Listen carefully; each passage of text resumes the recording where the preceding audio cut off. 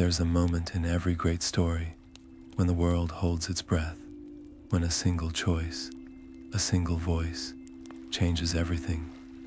Tonight, we step into one of those moments, a turning point woven into the very fabric of Middle-earth's history. Picture this, the golden city of Tirion, bathed in the light of the two trees, and Fëanor, the most brilliant and fiery of the Noldor, standing before his people. His voice doesn't just speak, it burns. The Silmarils, those jewels of purest light, crafted by his own hands, have been stolen by Morgoth, the enemy of all.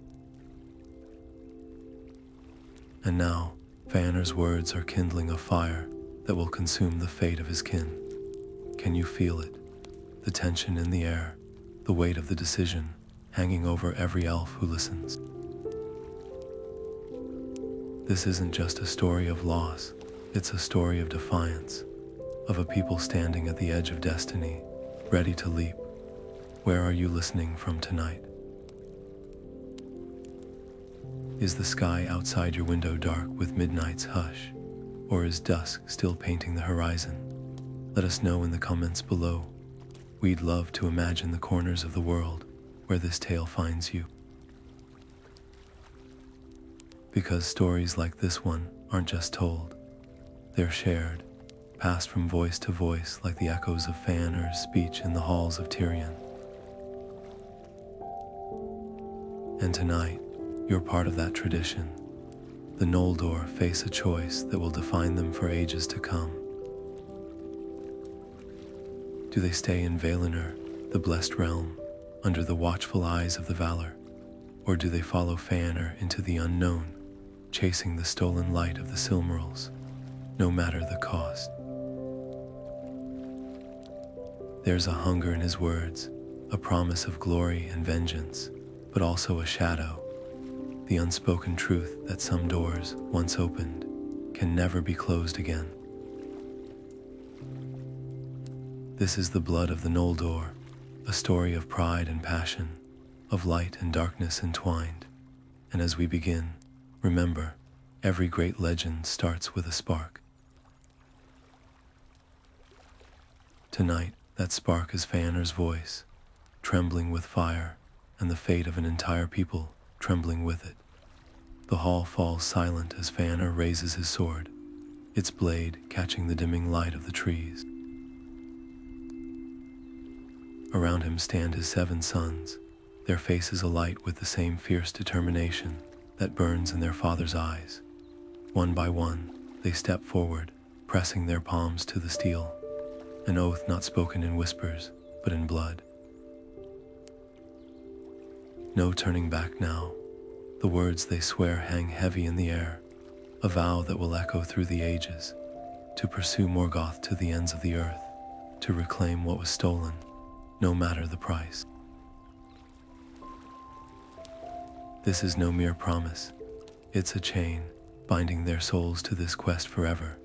But outside those torchlit halls, unease stirs among the Noldor, some murmur of folly, of pride outpacing wisdom. The Valar warned us, one elder whispers, fingers tightening around a staff carved with vines. Do we truly believe ourselves stronger than the powers that shape the world? Others glance toward the distant peaks of the Pelori, where the gods dwell in unseen majesty. To defy them is to step beyond the boundaries of safety, into a darkness even the stars have not charted. Yet the fire of Fëanor's will spreads like a wind through dry grass. For every doubter, there are 3 who lift their voices in agreement, their hearts kindled by his words. What is wisdom? A young smith demands, if it means bowing to theft. If we let Morgoth keep what he has taken, are we not surrendering the very light that defines us? The debate ripples through the crowd, fracturing families, turning friend against friend. It's more than a choice between staying or going. It's a question of what they're willing to become. And beneath it all, unspoken but deafening, thrums the truth. Once they cross the sea, there will be no returning. The shores of Valinor will fade behind them like a dream at dawn. Some sense the shadow of what's to come, the battles, the betrayals, the blood that will water strange soil. But in this moment, under the weight of that oath, there's only the drumbeat of defiance, the intoxicating pull of a future written in flame. Fëanor's gaze sweeps over his people, and in his silence, the challenge is clear. Who among you dares to follow? The road from Tirion to Alqualondë winds like a silver ribbon along the coast, the cries of gulls mingling with the tramp of armored feet.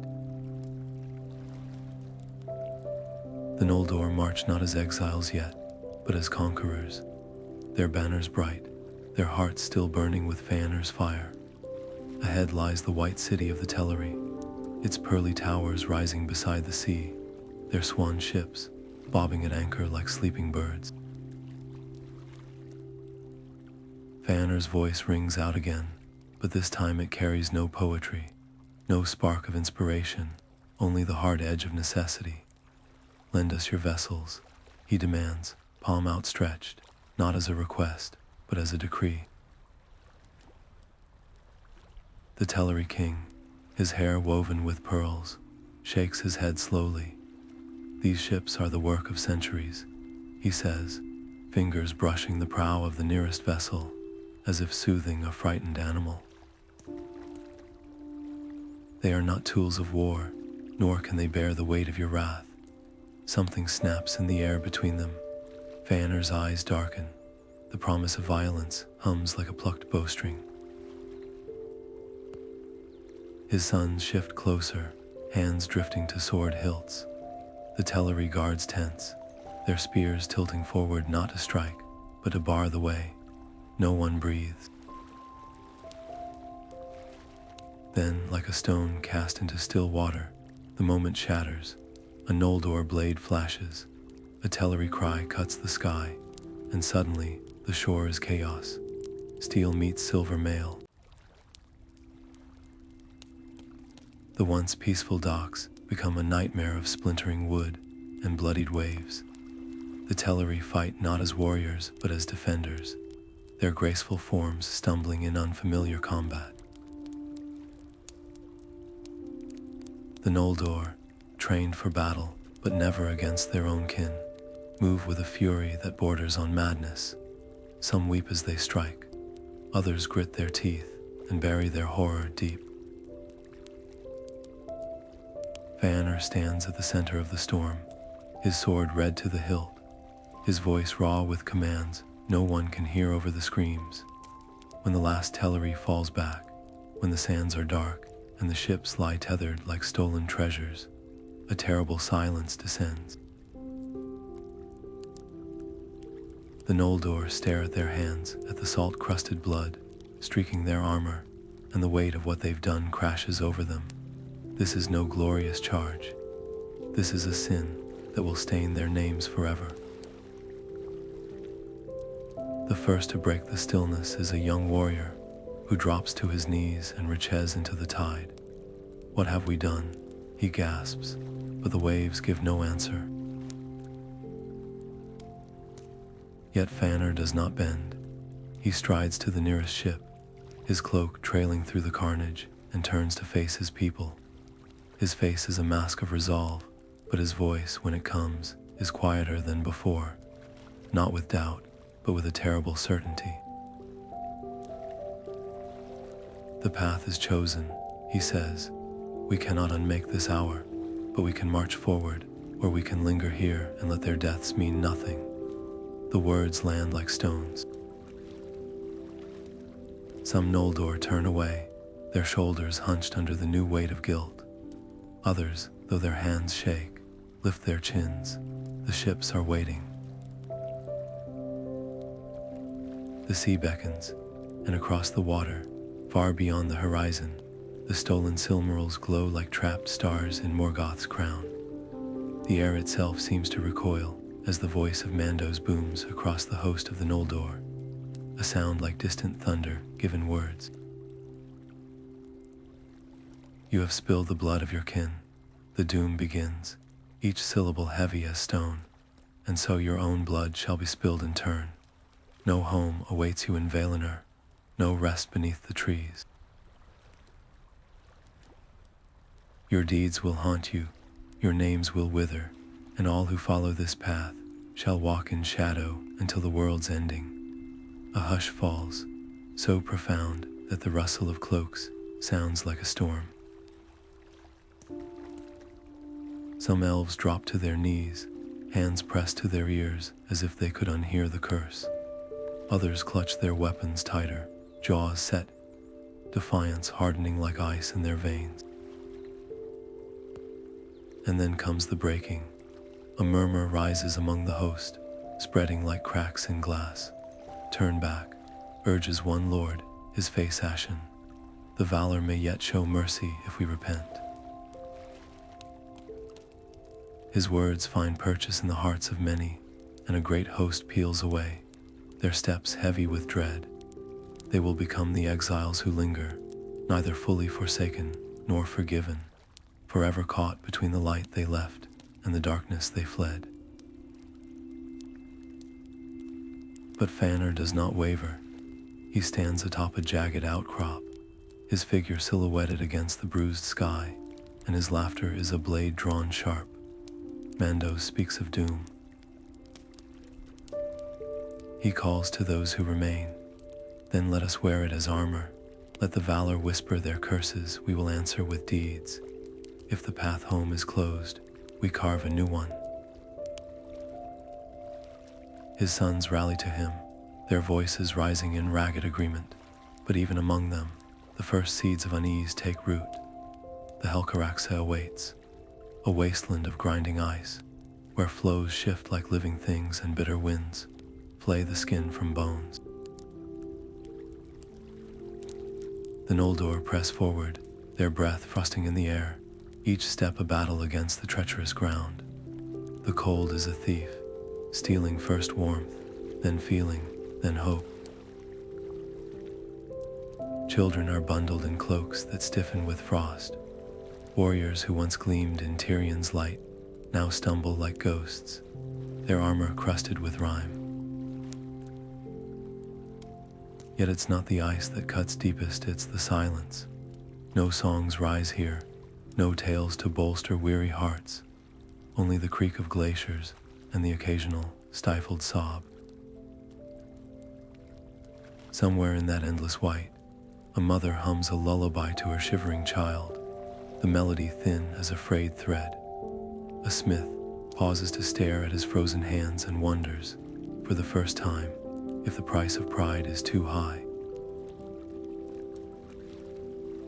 But Fëanor walks ahead, his gaze fixed on the horizon where Middle-earth lies. He does not look back at the stragglers, at the ones who falter and vanish into the snow. His fire still burns, but now it's a cold thing, a furnace banked too long. The Doom of Mandos coils around them all, and with every mile, its weight grows heavier. Finglefin stands at the edge of the grinding ice, his breath a pale mist in the air, and feels the weight of betrayal settle like frost in his bones. Behind him, the host of the Noldor, who turned back from Fëanor's madness, huddle together, their faces gaunt with exhaustion and doubt. The ships are gone, burned on the far shore by Fëanor's own hand, a final cruel stroke that strands them here, between the wrath of the valor and the yawning maw of the Helcaraxa. But where Fëanor's eyes burned with unquenchable fire, Fingelfin's gaze is steady, like a star glimpsed through storm clouds.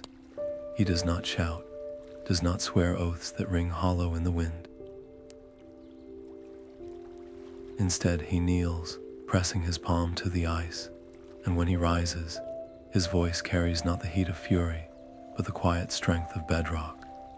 We are not forsaken, he tells them, though the words taste bitter. when the Doom of Mandos still echoes in their ears. If the valor will not guide us, then we guide one another. If the road is dark, we light it ourselves. His daughter Iriel steps forward, her fingers weaving a fragile glow of elven light into the air, a small defiance against the endless night. One by one, others join her, until the host moves like a river of flickering flames across the ice. But the rift between the houses of Fingolfin and Fëanor is more than miles of frozen waste. It's in the way Fingolfin's people share their last scraps of food without complaint, while whispers rise of Fëanor's host, hoarding supplies ahead. It's in the ballads sung around feeble fires, tales of endurance rather than conquest. A young warrior, his cheeks hollow with hunger, snaps, "Why do we not curse Fëanor's name? He left us to die." Fingolfin's hand rests on the elf's shoulder, not in reprimand, but in kinship.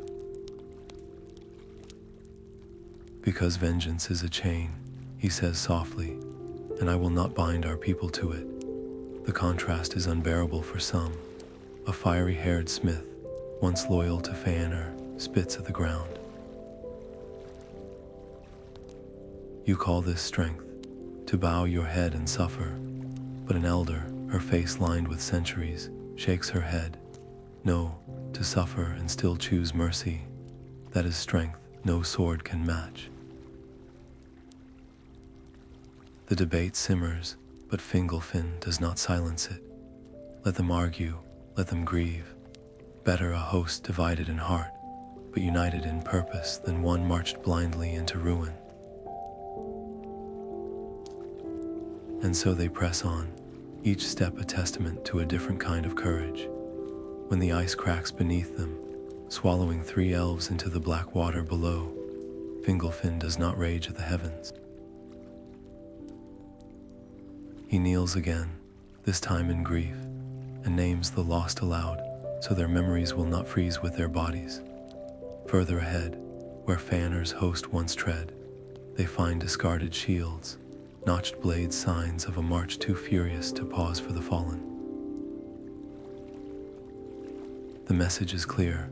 One house races toward war, the other walks, slowly but surely, toward survival. Yet even patience has its limits. As the days blur into weeks, as the cold gnaws deeper, and the light of Iriel's magic dims, Fingolfin allows himself one moment of fury. Not at Fëanor, not at the valor, but at the relentless ice, the uncaring wind. He drives his sword into a towering drift, the steel singing as it splits the frost. For a heartbeat, the host holds its breath. Then Fingolfin wrenches the blade free and sheathes it without a word. The silence that follows is not broken by speeches or oaths, but by the sound of footsteps moving forward once more. Somewhere beyond the ice, beyond the sea, Morgoth laughs in his fortress of shadow. He expects the Noldor to arrive broken, to claw at one another like starving wolves. But he does not know this host, not really.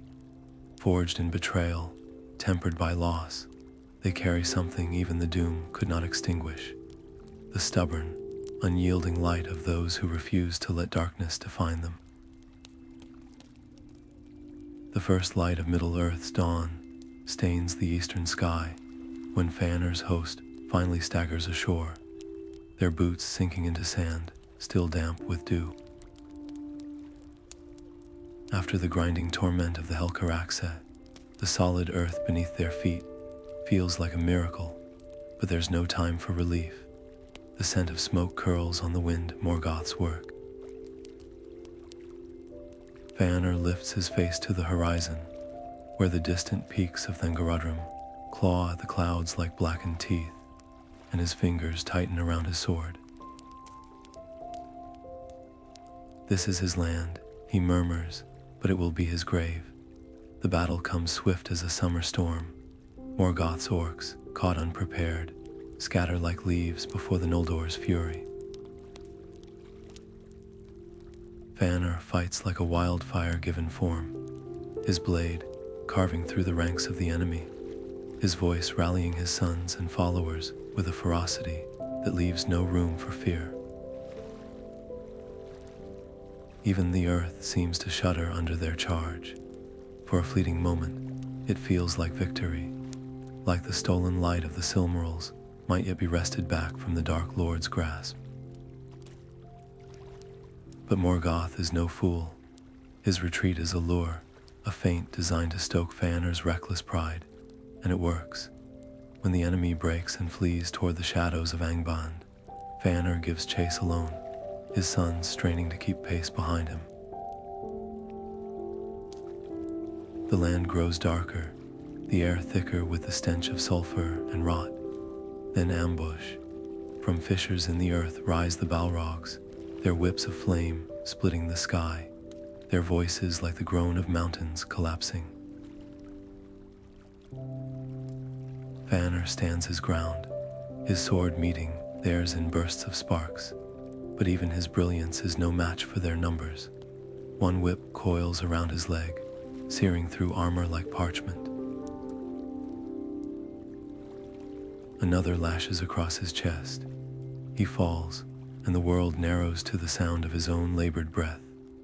His sons find him propped against a shattered rock, his armor blackened, his life bleeding into the soil. Yet his eyes still burn. Swear to me, he rasps, gripping Medros' wrist with fingers slick with blood. Swear you will not waver. The oath stands. Around him, his sons kneel, their voices trembling but unbroken as they renew the vow that will haunt them for ages. Fëanor's last breath is not a sigh, but a curse, not of regret, but of defiance. And so the Noldor's first victory in Middle-earth becomes their first tragedy. The flames of Fëanor's pyre light the night sky, a beacon visible even from the distant camps of Fingelfin's host, still struggling across the ice. Some say they see his spirit rise with the smoke, a final, fleeting rebellion against the darkness. But below, his sons stand in silence, their grief already hardening into something colder, sharper. The oath is their inheritance now, and its weight will shape every step they take toward glory, toward ruin, toward a destiny not even Mandos could foresee. The land itself seems to hold its breath in the aftermath. The orcs have fled, the Balrogs vanished into the depths of Angband, but the silence is not peace. It's the pause before the storm, the moment between lightning and thunder. For Morgoth, watching from his throne of shadow, this was never about a single battle. It was about the first crack in the Noldor's unity, the first drop of blood in the water, and as the echoes of Fëanor's oath fade into the wind, the Dark Lord smiles. The game has only just begun. Medros stands atop a windswept crag, the weight of his father's sword heavy at his side. Below him, the camps of the Noldor sprawl like scattered embers, Fëanor's followers here, Fingelfin's survivors there, divided not just by miles, but by the chasm of betrayal. The fire that once burned in his chest feels like ash now. He remembers the heat of the ships burning at Loskar, the way the flames painted his brothers' faces in grotesque shadows. They called it strength then. Now, with Fëanor gone, and Morgoth's forces thickening like storm clouds, it feels like madness. The first to notice the shift in him is Maglar, his brother, whose songs have grown quieter since the ice. You're thinking of them, Maglar murmurs, following Medros' gaze toward the distant glimmer of Fingelfin's campfires. Medros doesn't deny it. We cannot win this war alone, he says, flexing the fingers of his right hand. the one that will soon be lost to him, though he doesn't know it yet. The admission hangs between them, bitter but undeniable. When the scouts bring word of Fingelfin's approach, Medros doesn't bar the gates or sharpen the spears. Instead, he does something far more daring. He rides out alone, his banner furled, his head bare. The last time these two hosts faced one another, it was with steel drawn. Now, as Fingolfin steps forward, his armor scarred by the Helcaraxë's teeth, Medros dismounts and kneels in the dust. The gasp from both sides is audible. "The high kingship is yours by right," he says, voice steady. "I would not claim a throne built on the suffering of kin." Fingolfin's hand hesitates, not in refusal, but in recognition of what this moment costs. To accept is to forgive, or at least to begin to. He pulls Medros to his feet, and though the gesture is firm, there's no warmth in it. "Not yet. We are one people again," Fingolfin declares, loud enough for all to hear. Let Morgoth tremble at the unity of the Noldor, but unity is a fragile thing.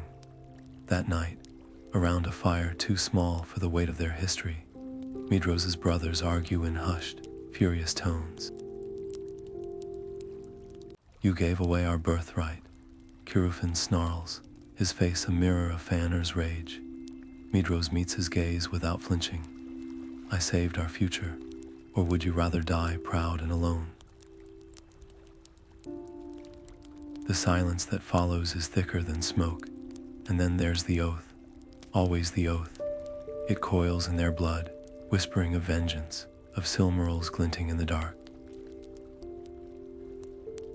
Medros feels it like a second heartbeat, relentless and hungry. When he closes his eyes, he sees his father's burning gaze, hears the echo of that final command, "Swear to me." But he also sees the faces of those who perished on the ice, the ones Fëanor left behind. The weight of both truths is crushing. In the end, it's Morgoth who forces the matter.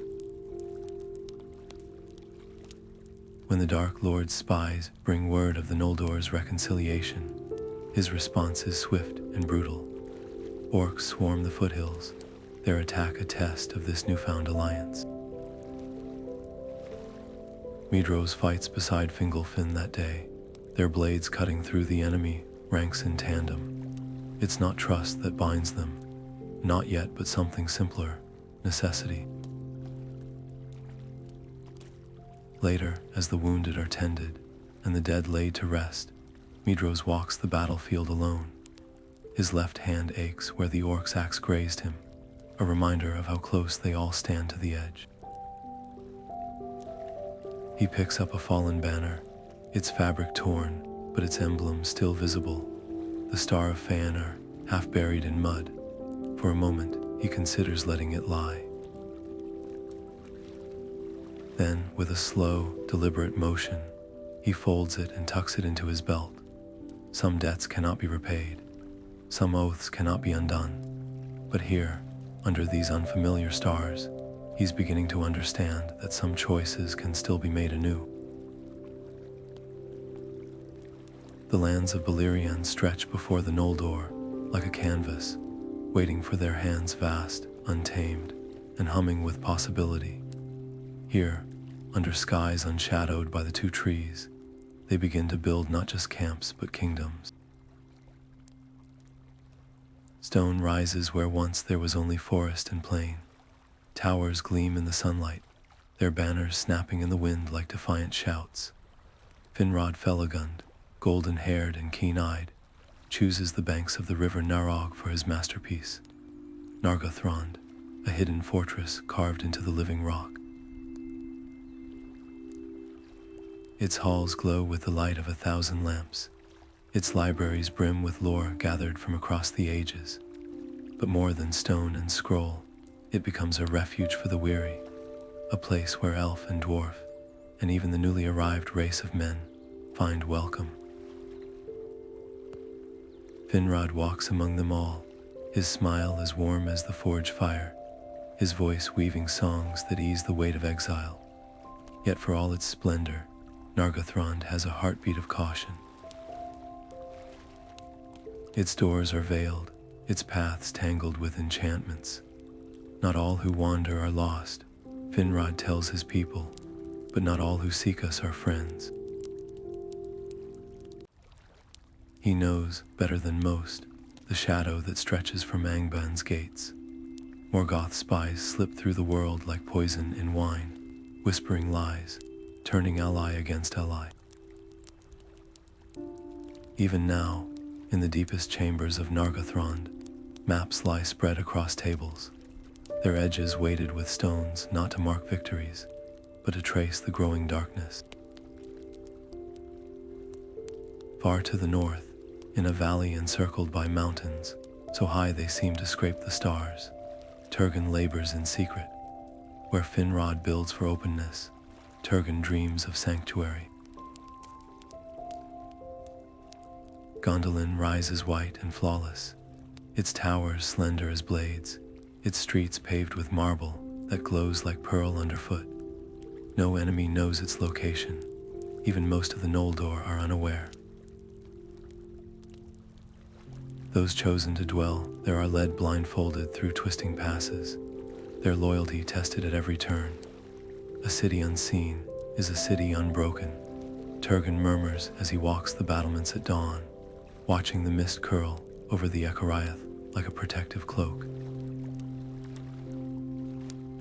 His daughter Idril walks beside him, her hair bright as the sunrise, her eyes already seeing further than his. She does not speak of the unease in her heart, the sense that no walls, however high, can keep out fate forever. Meanwhile, in the east, the sons of Fëanor carve their own realms with hands still stained by oath and iron. Their fortresses are stark, their laws unyielding. When men come to them, seeking alliance, they are met with narrowed eyes and blades half drawn. Trust is a luxury, Celegorm tells his brothers, his voice sharp as the teeth of the wolves he hunts with. Yet even among them, there are cracks. Medros, his right arm now a scarred stump, rides often to the borders of Doriath, where Thingol's people guard their own secrets. He does not ask for entry, knows it would be denied, but he lingers, as if the very air there might whisper some absolution he cannot name. And through it all, beneath the surface of treaties and trade, beneath the laughter in Nargothrond's halls and the solemn hymns of Gondolin, the Silmarils burn in Morgoth's crown. Their light is a taunt, a beacon that draws the Noldor's gaze again and again. Some, like Finrod, turn away, pouring their passion into creation rather than vengeance. Others, like Fingolfin, sharpen their swords and their schemes, certain that the next battle, the next stratagem, will be the one that wins them back what was stolen. But Morgoth needs no sword to wage his war. His greatest weapon is patience. He watches, waits, lets the Noldor grow comfortable in their kingdoms.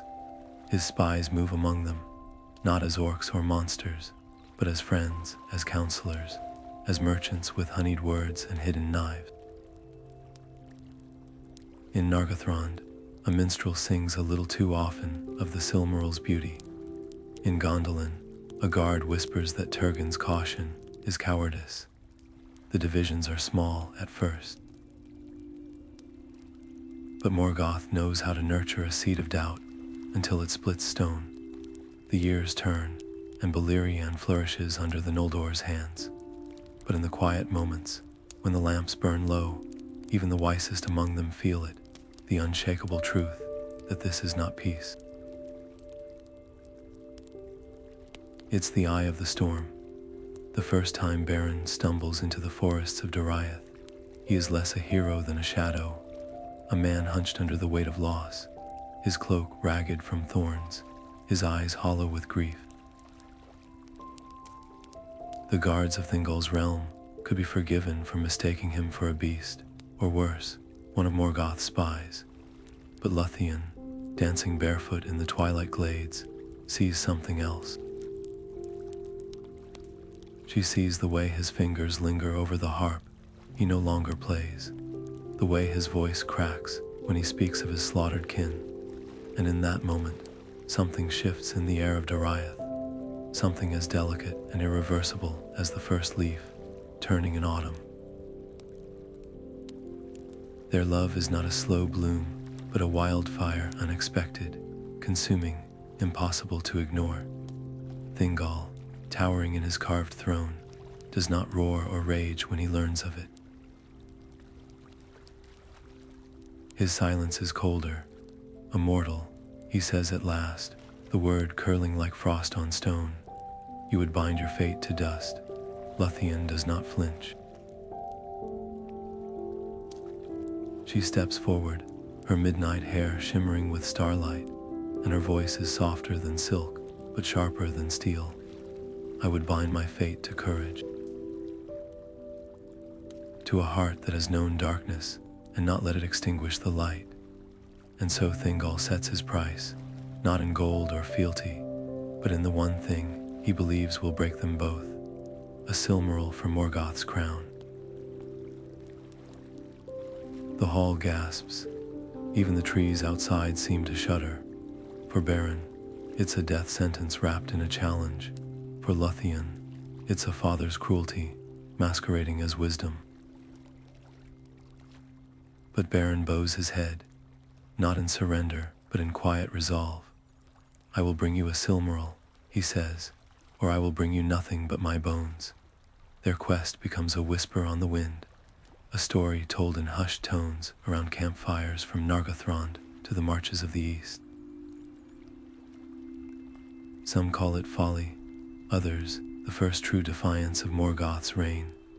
Finrod Felagund, ever the keeper of oaths, rides out with them, his golden harp traded for a sword. I swore to aid the house of Barahir, he tells his doubtful kin. Shall I be less honorable than a mortal? But the road is darker than any of them foresee. Captured, tortured, their hopes fraying in the dungeons of Sauron, Finrod gives his life so Beren might live, his last act a song of such piercing beauty that even the stones weep. When Beren and Luthien finally stand before Morgoth, it's not with armies or blades, but with cunning and love. Luthien's voice weaves a spell older than the world, a lullaby that drips into the Dark Lord's ears like honeyed poison. His lids grow heavy, his head nods, and Beren, moving like a shadow, pries a single Silmaril from the iron crown.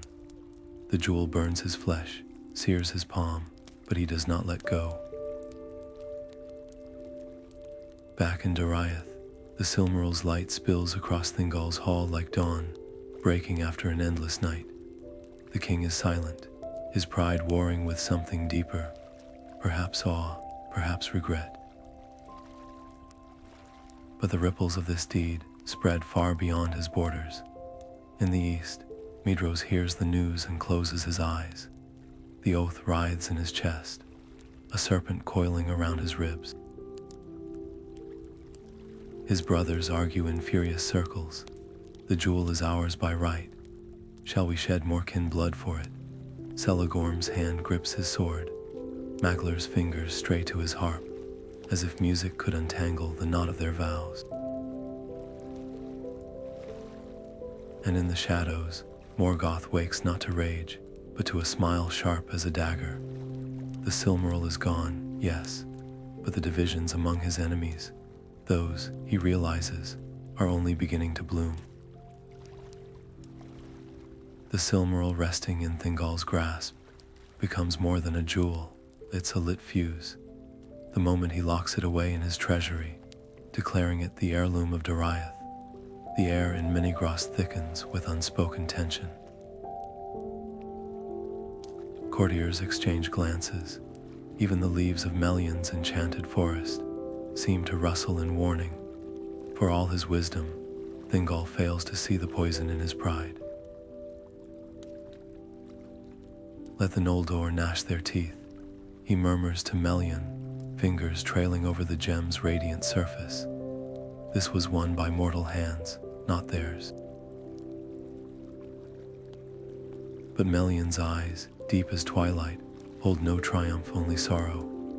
She knows better than any that light, once hoarded, casts the sharpest shadows. Across Beleriand, the news spreads like cracks in ice. In Himring's stark halls, Medros receives the tidings with a stillness that frightens even his brothers. The oath coils tighter in his chest, a serpent waking from long slumber.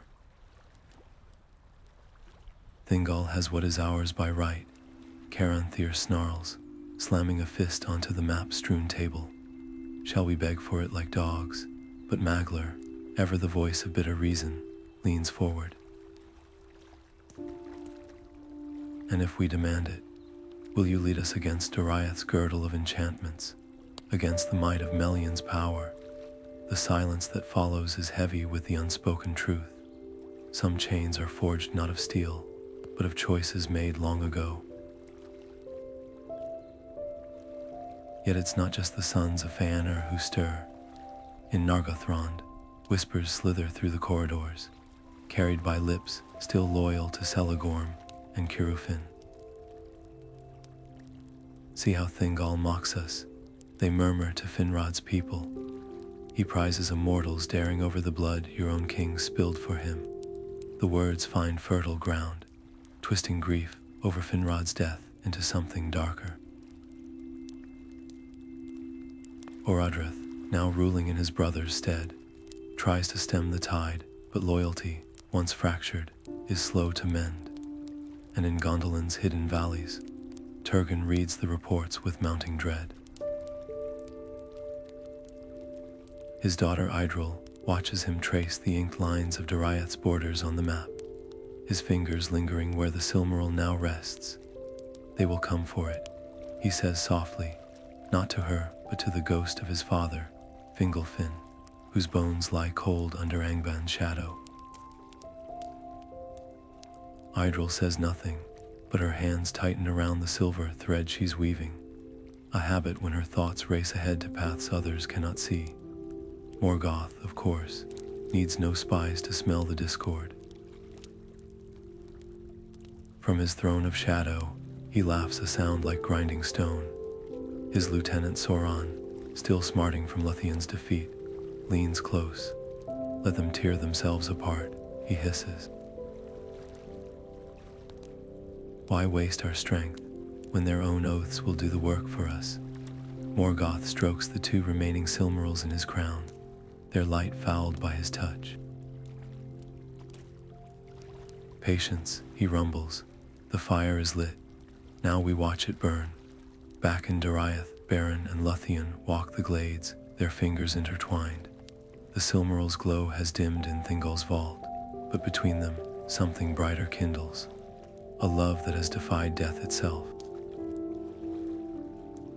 They speak little of politics, of gathering storms.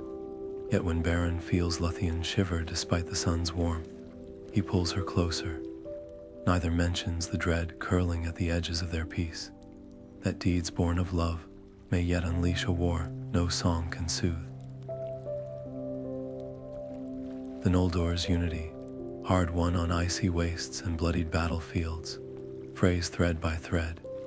In east and west, in hidden cities and open courts, the same question hangs unspoken. When the oath's call comes, who will remember mercy? And who will reach for their swords? The drums of Angband shake the earth before the first orc appears on the horizon, a sound like thunder given malice. Then comes the tide, a seething mass of iron and fangs, wave upon wave crashing against the Noldor's outposts. Gates splinter, watchtowers topple. The eastern marches, once proud bastions of Medros' alliance, are swallowed whole before the warning fires can even be lit. Messengers ride through the night, their voices hoarse with urgency, but the truth is already written in the smoke, staining the sky. Morgoth has unleashed his full fury at last. Finglefin stands in his tent, the maps before him alive with flickering candlelight and creeping red markers. His commanders argue, their voices tight with fear. Fall back to the passes, urges one. Rally at Himring, says another. But Fingelfin's fingers trace a different path, a lone road stretching north, straight toward the gates of Angband itself. When he lifts his head, his eyes are not the eyes of a king weighing tactics. They are the eyes of a father who has buried too many, a brother who remembers burning ships, reflected in another's defiant gaze. Without a word, he straps on his armor, the silver steel etched with runes of protection, now worn thin by 100 battles. His horse, Rochalar, is waiting. The great beast stamps its hooves as if sensing what comes next, its breath steaming in the frigid air. Fingelfin mounts, and for a heartbeat, those watching see not a ruler, but something older, a figure from the myths of the first dawn, when elves still believed they could shape the world with will alone. Then he spurs forward, and the illusion shatters. This is no myth. This is one elf alone, riding toward the greatest darkness Middle-earth has ever known. The duel that follows is not a battle but a storm. Fingelfin's blade, Ringel, flashes like frozen lightning, each strike carving gashes into Morgoth's flesh. The Dark Lord roars, his mace grand, cratering the earth with every swing, yet the elf dances aside, swift as wind over water. For a moment, just a moment, it seems impossible. Could pride and rage alone be enough to undo evil itself? But Morgoth is not merely strong, he is vast. When his fist finally connects, the impact sends Fingelfin sprawling, his armor buckling. Still, he rises again and again.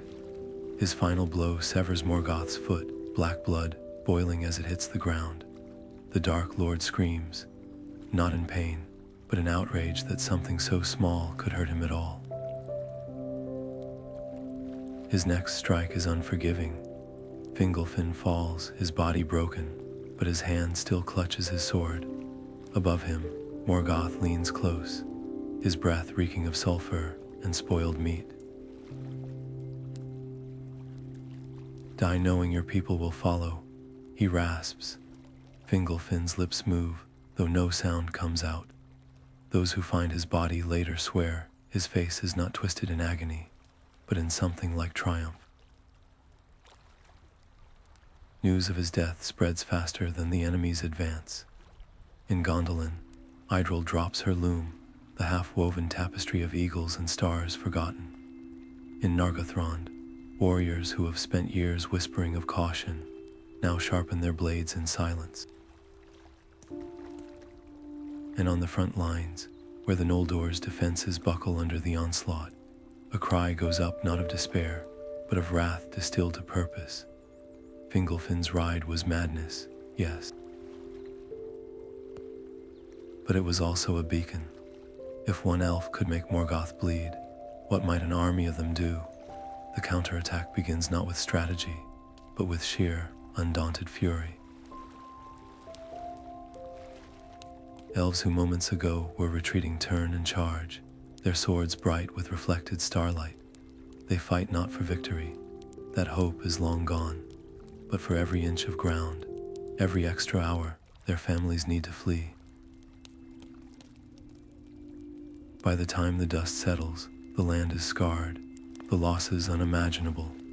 Yet Morgoth's forces halt their advance, not because they've been defeated, but because they've tasted something unexpected, fear. In the years to come, bards will sing of this battle as the Noldor's darkest hour.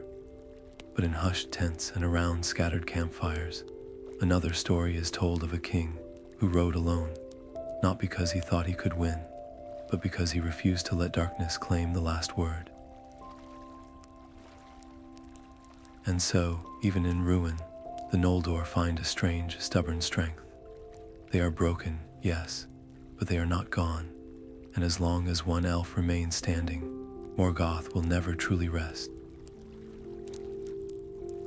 Tirambar's story begins in shadow, a boy with his father's sword and his mother's grief, fleeing the ruin of Dor Laman with the stench of orc smoke still clinging to his clothes.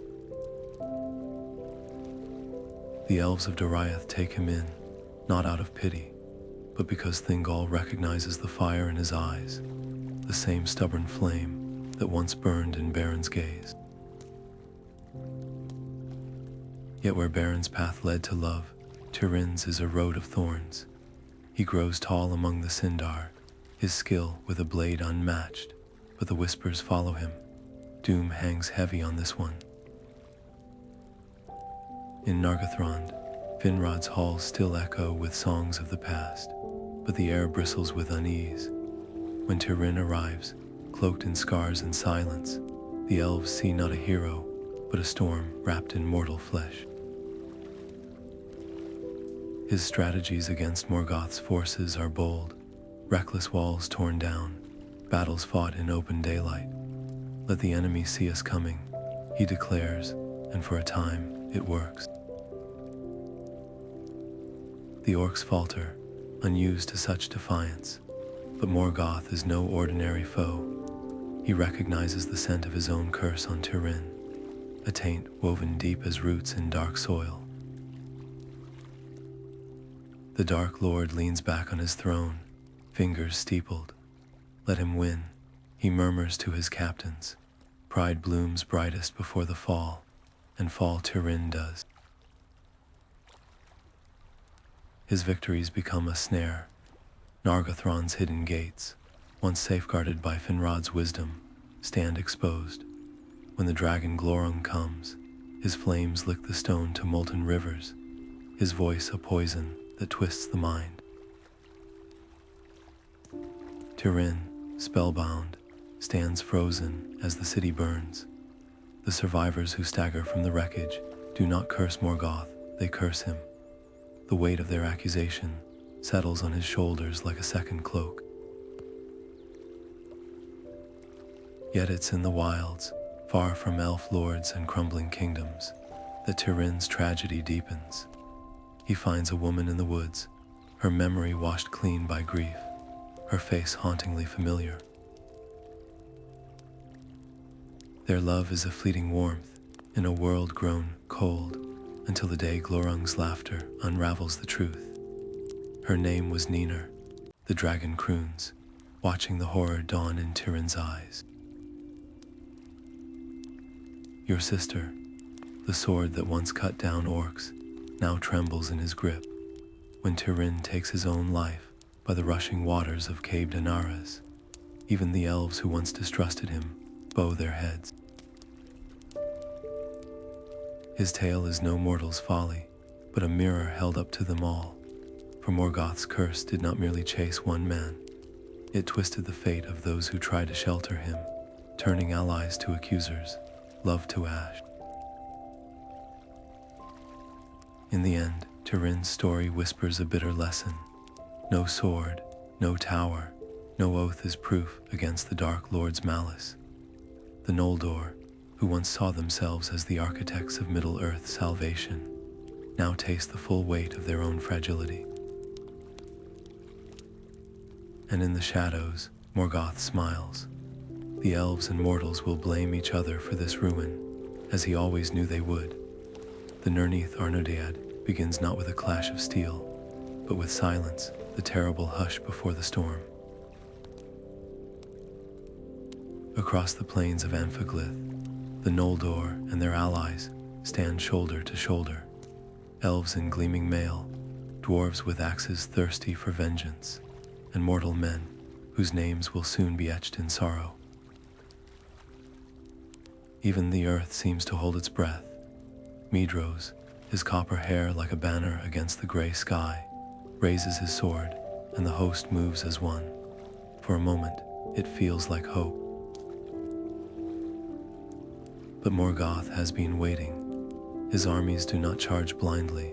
They retreat, luring the alliance deeper into the wasteland.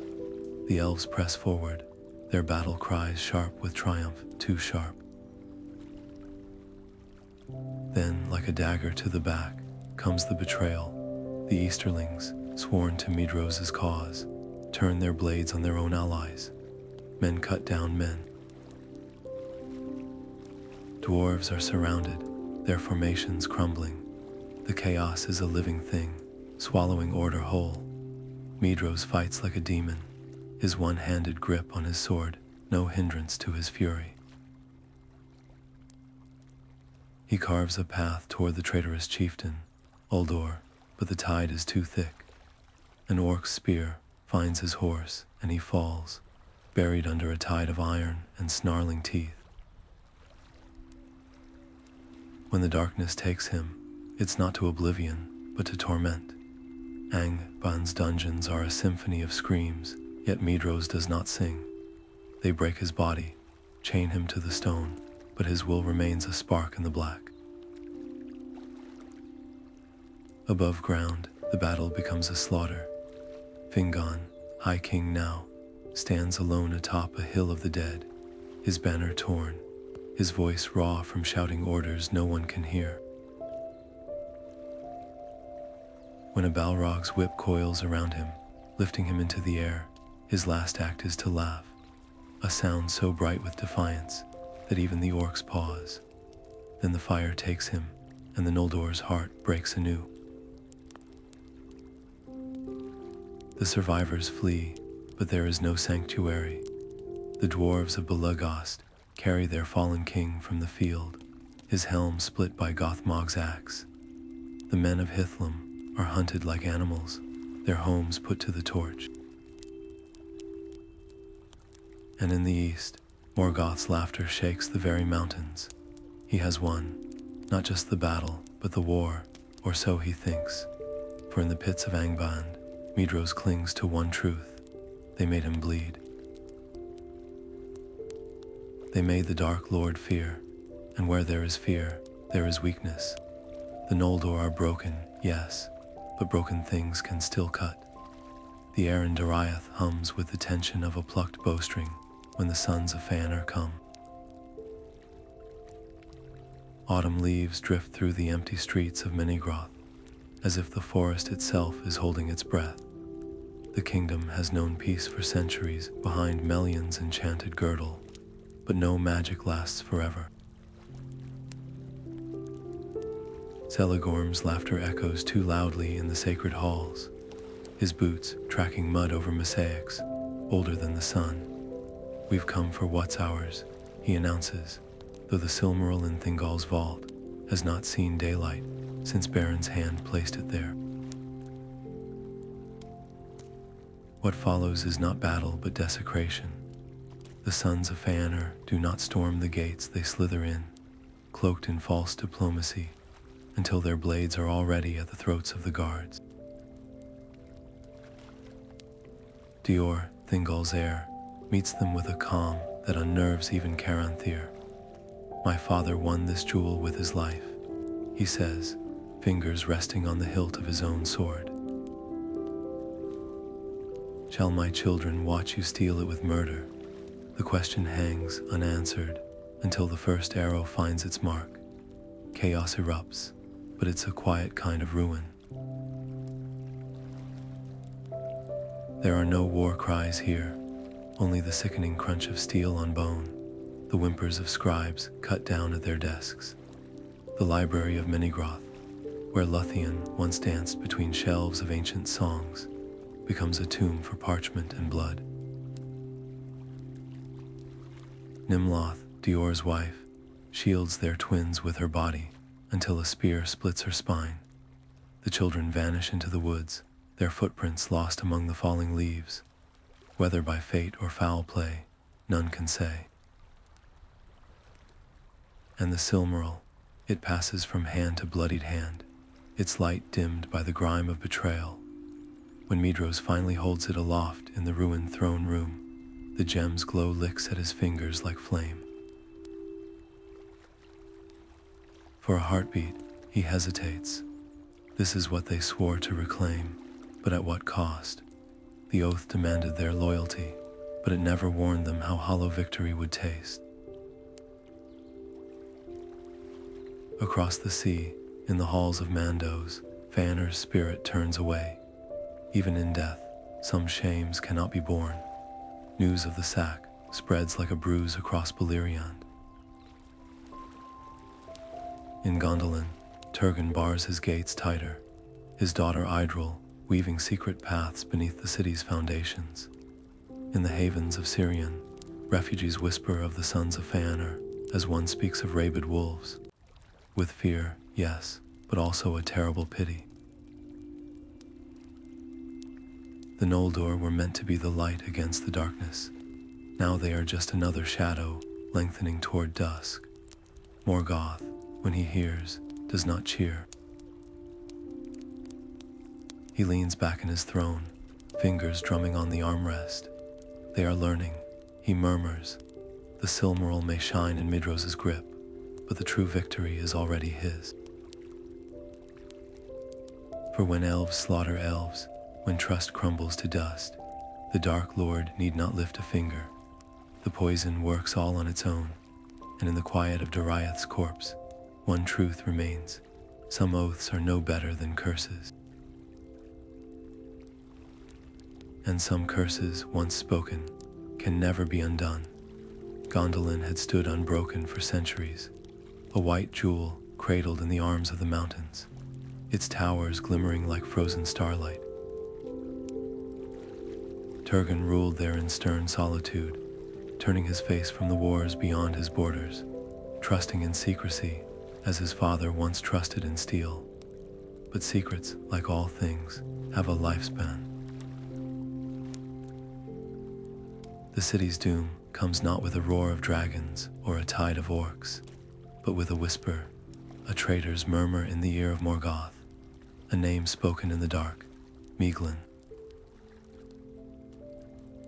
The king's own nephew, his sister's son, had long walked the high walls with envy coiled in his heart. He coveted the throne, yes, but more than that, he coveted Idril, Turgon's golden-haired daughter, who shunned his advances with a quiet, unshakable revulsion. When Morgoth's spies find him hunting beyond the hidden passes, their offer is simple. Deliver Gondolin, and Idril will be his prize. The darkness in Meiglin, starved for so long, finally unfurls. The attack begins at dawn. The guards on the northern ramparts die first, their throats slit by hands they once called kin. Then the gates groan open, not shattered by siege, but unlocked from within. Balrogs flood the streets, their whips carving through marble and flesh alike. Dragons, bred for this moment, scale the walls with claws like scythes, their bellies full of fire. Turgon, roused from his throne, meets the chaos with a face like stone. To the square, he commands, his voice cutting through the screams, defend the children. Idril does not wait for orders. Years before, she dreamed of falling towers and twisting smoke, and in secret, she carved a path, a tunnel winding down through the roots of the city, emerging in the valley below. Now she herds the terrified survivors toward it, her son Arundel clutched to her chest. Meiglin finds her there, his blade red with the blood of her guards. You were meant to be mine, he snarls, but before he can strike, a figure lunges from the smoke. Chewer, Idril's mortal husband, hurls Meiglin from the cliffside, his body vanishing into the inferno below. Turgon refuses to flee. As the great tower of the king collapses, he stands atop its steps, his crown gleaming amid the ruin. Not all who burn are forgotten, he shouts, though none remain to hear. Then the flames take him, and Gondolin's heart dies with its lord. The survivors stagger into the wilds, their numbers thin as mist. Among them, Eärendil, barely more than a child, clutches a shard of his grandfather's sword, a relic of a world that no longer exists. Behind them, the mountains swallow the last of the smoke, and the wind carries away the echoes of their songs. Morgoth, surveying the wreckage from afar, allows himself a moment of satisfaction. The great kingdoms are dust, the Noldor are scattered, yet in the ashes something stirs. Not all lights are so easily extinguished. Eärendil's ship, the Fingolfin, cuts through the waves like a needle stitching the sky to the sea, a vessel built not for war, but for hope. The last Silmaril, wrested from Morgoth's crown by his parents' sacrifice, burns at his brow, its light piercing the perpetual twilight that hangs over Beleriand. Behind him, the ruins of his homeland smolder. Ahead, only the unknown. His wife Elwing, her wings of white feathers folded tight against the salt spray, stands at the prow, her eyes fixed on the horizon. She carries more than the weight of their people's prayers. She carries the legacy of Lothian, the defiance of Beren, the stubborn light that refused to be extinguished. But this is no tale of glory. It's a gamble, the final throw of dice, by a people with nothing left to lose. The seas themselves seem to conspire against them. Storms rise like waking giants, waves towering higher than Gondolin's fallen towers. Monsters of the deep, stirred by Morgoth's malice, coil around the hull, their scales glinting like rusted mail. Eärendil's hands, calloused from years of fighting, now grip the tiller with a different strength, not the fury of battle, but the quiet desperation of a father who knows his son's future hangs in the balance. Each night, as the Silmaril's glow mingles with the stars, he whispers the names of the lost: Turgon, Fingon, Medros, a litany of pride and ruin. When the shores of Valinor finally rise from the mist, even the air changes. It's sweeter here, thick with the scent of flowers that never wither, the murmur of waters untouched by shadow, but the beauty is a blade. The blessed realm is forbidden to exiles, its peace a wall as unyielding as Melion's girdle once was. Eärendil steps onto the sand, his boots sinking into the radiance of a land he's only heard in lullabies, and raises his voice, not in defiance, but in supplication. We are broken, he cries, the Silmaril blazing like a tiny sun in his hands. But we are not beyond mercy. The Valar do not answer at first. The silence stretches aching until Eärendil's knees tremble with the weight of it. Then, a sound like the earth itself sighing. Manwë, king of the Valar, descends from the slopes of Tanaquedel, his presence neither wrathful nor kind, but solemn as a judge's gaze. You ask much, half-elven, he says, the title settling over Eärendil like a mantle. Your people swore oaths that brought them to ruin. Why should the light of the West be spent to mend what they shattered? Elwing steps forward then, her voice softer but no less fierce. Because the children of Middle-earth did not choose the oaths, they inherit only the consequences. Her fingers brush the Silmaril, its light flickering as if in agreement. Is it justice to punish the unborn for the sins of the dead? The question hangs in the air, fragile as a spider's thread. For the first time in centuries, the Valar hesitate. They remember the Noldor's pride, Fëanor's fire, the blood spilled on the docks of Alqualondë, but they also see the cracks in Morgoth's armor, the wounds dealt by mortal hands and elven courage. the unbroken chain of defiance that has led this half-elven mariner to their shores. When the decision comes, it is not a thunderclap, but a whisper. The Valor will ride to war, not for vengeance, not for pride, but for the simple, staggering truth that some lights are worth saving, no matter how far they've fallen. Eärendil's tears, when they come, are not of triumph, but of release. The Silmaril at his brow pulses once, brightly, as if the last ember of the trees has finally found its purpose. And far away, in the fortress of Angband, Morgoth feels the shift in the wind. He turns his gaze westward, his laughter dying in his throat. For the first time since the world was young, the Dark Lord knows fear. The sky splits open like a wound when the host of the Valor descends upon Beleriand. It begins not with a battle cry, but with a terrible silence, the kind that comes when the world itself holds its breath.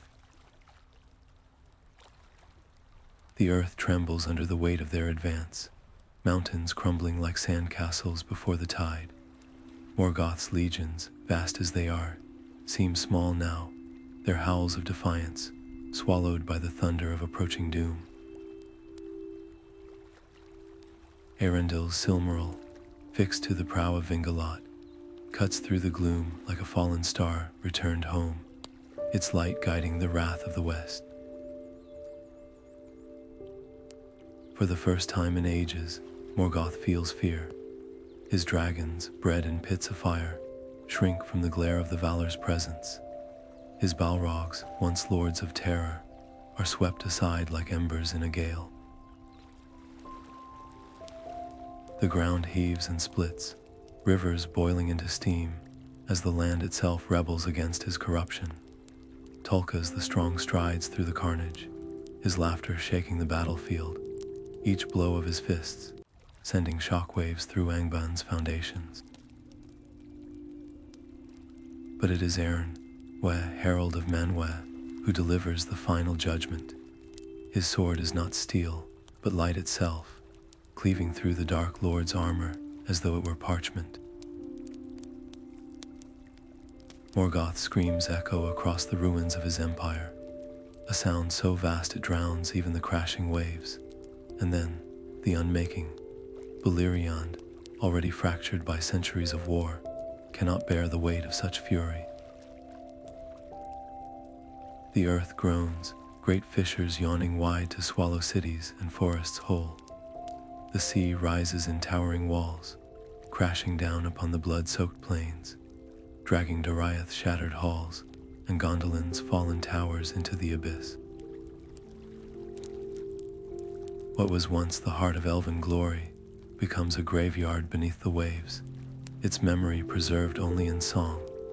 The surviving Noldor stand upon the few peaks, left unclaimed by the sea, their faces streaked with ash and salt. The Valor's pardon comes not as absolution, but as a bitter draught. They are free to return to Valinor, yes, but the light of the trees will never again shine upon them as it once did. Their hands are too stained, their hearts too heavy with the weight of kin slain and oaths broken. Gil-galad, last of the High Kings, clasps Elrond's shoulder, a gesture of passing, of a burden too vast for one generation to bear. As for the Silmarils, their fate is woven into the very fabric of the world. One rides forever in the heavens with Eärendil, a beacon for those lost in darkness. One rests in the depths of the sea, cradled by the bones of Beleriand, its light glimpsed only by sailors who dare the deepest waters. The last is buried in the earth, hidden where none may find it, its radiance a secret for the ages. And so the first age ends not with a whisper, but with the roar of waves and the sigh of a world remade. The Noldor's fire is banked, their pride tempered by sorrow. Yet in the quiet that follows, a truth lingers, some lights, though scattered, are never truly extinguished.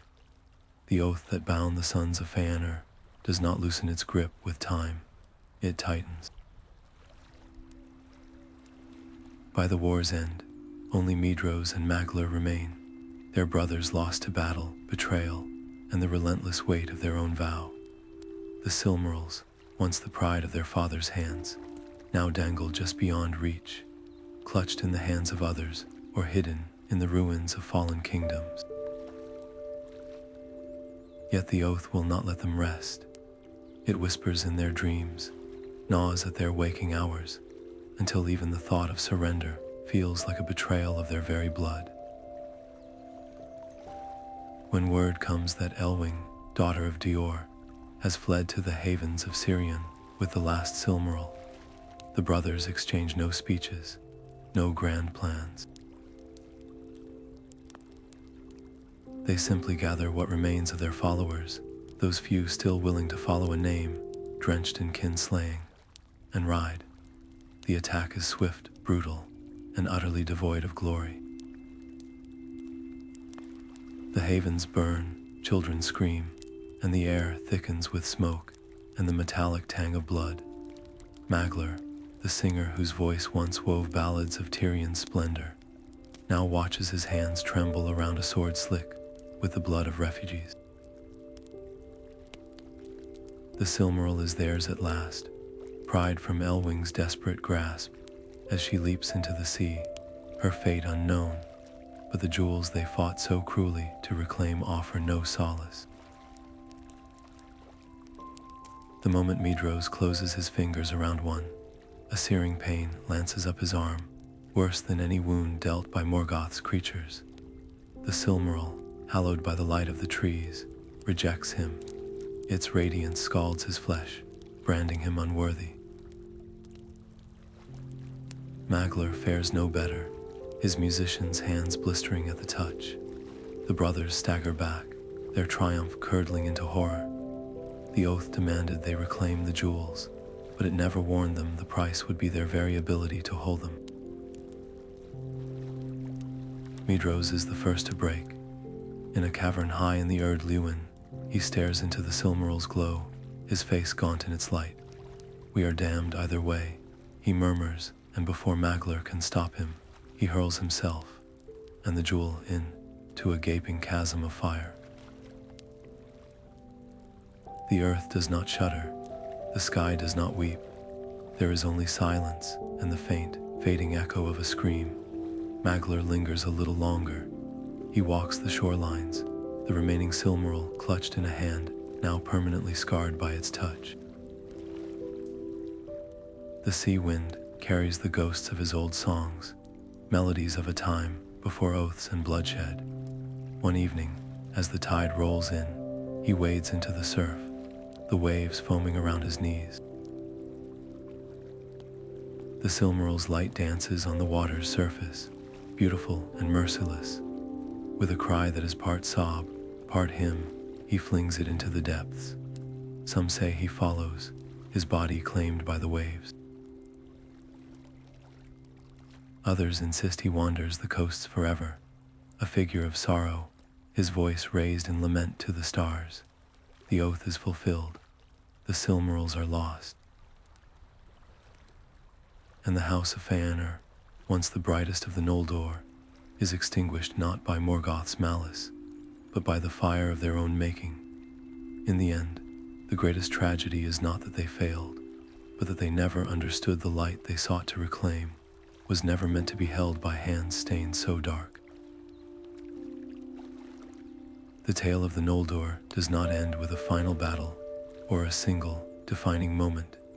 It unravels like a tapestry, fraying at the edges, threads of sorrow and resilience intertwining until the last. Their kingdoms lie drowned beneath the sea, their swords rusted in the ruins of Angband, their pride ground to dust under the weight of oaths, too heavy to bear. Yet in the silence that follows the cataclysm, something unexpected stirs. Not triumph, not vengeance, but a quiet, stubborn light that refuses to be swallowed by the dark. Arundel's star, that tiny, distant glimmer in the night sky, becomes more than a beacon for lost sailors. It's a promise that even the deepest shadows cannot smother every spark. The elves who remain in Middle-earth, their faces lined with the weight of centuries, look up and remember, not just the fires of Gondolin or the blood spilled on the plains of Anfaglith, but the hands that built those towers, the voices that sang in those halls. The Noldor's legacy is not merely one of ruin. It's the echo of a people who dared to reach for greatness, even when their fingers burned, and so their stories linger. In the whispers of the wind, through the forests of Lindon, where Gil-galad plants saplings where cities once stood, in the lullabies sung by mortal mothers to children who will never know the glory of Tirion, but who dream of stars all the same. The Noldor taught the world the cost of pride, yes, but also the price of love. For every Fëanor consumed by fire, there was a Finrod who died for friendship. For every Medros broken by oath, an Idril who carved escape from despair. Morgoth may have fallen, but the battle between light and shadow is never truly over. It lives on in every choice to kindle hope instead of hatred, in every heart that looks at the wreckage of the past and dares to rebuild. The Noldor's blood stains the earth, their tears salt the waves, but their light, fractured and fleeting as it may be, still dances in the eyes of those who remember. And so the tale never really ends. It simply becomes part of the great, unending story of Middle-earth, a melody woven into the symphony of ages, waiting for the next voice to carry it forward.